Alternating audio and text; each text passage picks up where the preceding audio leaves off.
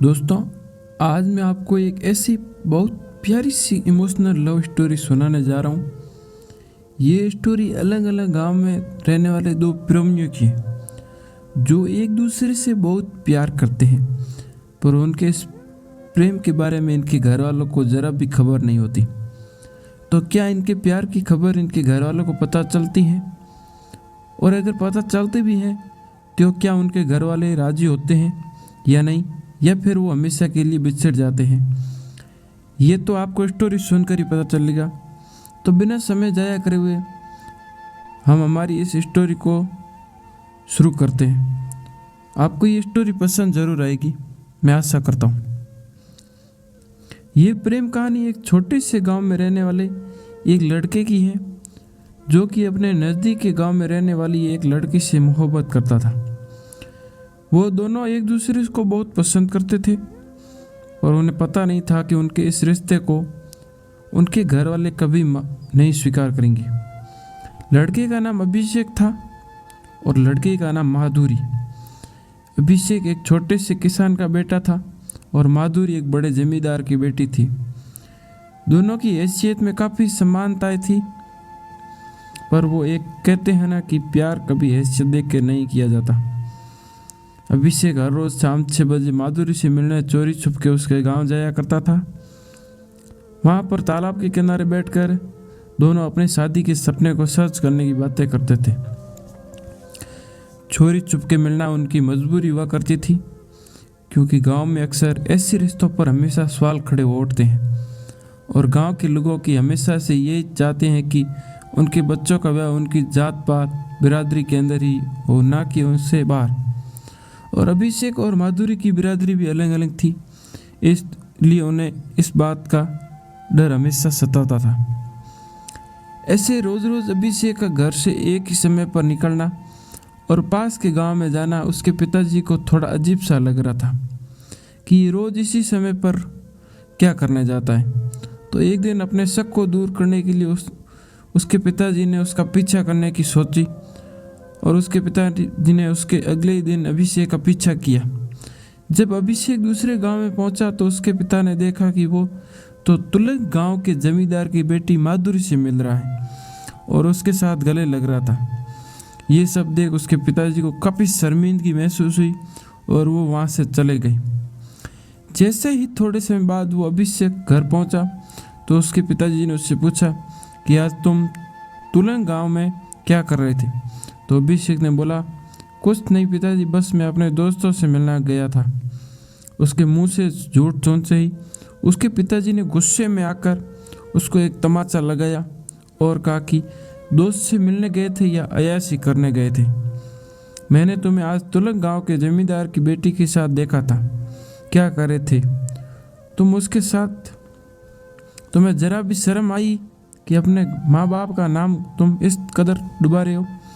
वो तो शुक्र मनाओ कि मैंने आज तुम्हें देख लिया, मगर गांव का कोई व्यक्ति देख लेता तो बदनामी तो होती अलग, और उस लड़की के भाई तुम्हारे हाथ पैर तोड़ते वो अलग। अभिषेक अपनी की गई गलती पर शर्मिंदा होता है और अपने माता पिता से कहता है, मुझे माफ़ कर दीजिए, मेरे से बहुत बड़ी गलती हो गई। मुझे आपसे ये बात पहले ही बता देनी चाहिए थी कि मैं माधुरी से बहुत प्यार करता हूँ और मैं उसके बिना एक पल भी नहीं रह सकता। सुनते ही उसके पिताजी ने उससे कहा कि बेटा देखो, बात तुम्हें भी पता है कि वो हमारे हैसियत में हमसे बड़े हैं और वो तुम्हारे इस रिश्ते को कभी स्वीकार नहीं करेंगे, इसलिए बेहतर यही होगा कि तुम उसे भूल जाओ। अपने पिता की इस बात को सुनकर अभिषेक काफ़ी मायूस हो जाता है और पूरी तरह से टूट जाता है। काफ़ी दिन बीत जाते हैं। अभिषेक और माधुरी एक दूसरे से नहीं मिल रहे होते हैं। माधुरी काफ़ी परेशान होती हैं कि किस दिनों से अभिषेक उसे मिलने क्यों नहीं आ रहा है। कुछ दिन और बीत जाने के बाद माधुरी और टेंशन होने लगती है, इसीलिए बात की जड़ तक पहुंचने के लिए वो अभिषेक के गांव की तरफ अभिषेक से मिलने के लिए निकल लेती है। जब वो रास्ते में चल रही होती है तो अचानक उसकी टक्कर एक लड़के से होती है और वो लड़का और कोई नहीं अभिषेक ही होता है। वो उसको देखते ही उसके गले लग जाती है और रो रो कर उसका बुरा हाल हो जाता है और वो उससे कहती हैं, तुम मुझसे इतने दिनों से मिलने क्यों नहीं आ रहे थे? पता है मैं कितना परेशान हो रही थी कि कहीं तुम्हें कुछ हो नहीं गया, पर शुक्र है कि तुम ठीक हो। इतने में अभिषेक माधुरी को चुप कराता है और उसको अपनी सारी बात बता देता है कि उसके पिता ने उसको तुमसे मिलने देख लिया था और हम एक दूसरे को भूल जाने को कहा। इतने में माधुरी अभिषेक से कहती है कि तुम्हारा प्यार इतना ही सच्चा है कि एक मुसीबत आने पे तुम हमारे प्यार को भूल जाओगे। अगर मुसीबत आई है तो हम दोनों डट कर सामना करेंगे। मैं आज ही अपने पिताजी से तुम्हारे बात करूंगी। हम एक दूसरे को कितना चाहते हैं। इतने में अभिषेक माधुरी से कहता है कि नहीं, तुम ऐसा नहीं करोगी। मैं नहीं चाहता कि तुम अपने परिवार के सामने शर्मिंदा हो और उनका दिल दुखे, इसलिए बेहतर यही होगा कि अब हम एक दूसरे को भूल जाएं। इतना कहकर अभिषेक वहाँ से चला जाता है, पर वो मन ही मन बहुत रो भी रहा था कि उसका इतने सालों का प्यार अब खत्म हो जाएगा। माधुरी काफ़ी उदास होकर घर पहुँचती है, पर अभिषेक की बात को ना मानते हुए अपने पिताजी से अपने रिश्ते का खुलासा कर देती। वो बताती हैं कि वो अभिषेक से कितना प्यार करती हैं। ये सुनकर माधुरी के पिता उस पर काफ़ी गुस्सा होते हैं। इस बात पर नहीं कि उसे प्यार किया, बल्कि इस बात पर कि उसने एक किसान के बेटे से प्यार किया। उसके पिताजी कहते हैं, चाहे तुम जीते जी मर जाओ, पर मैं तुम्हारी शादी उससे कभी नहीं करूँगा। तुम्हें हमारी हैसियत देखकर प्यार करना चाहिए था। हमारी भी इज्जत है।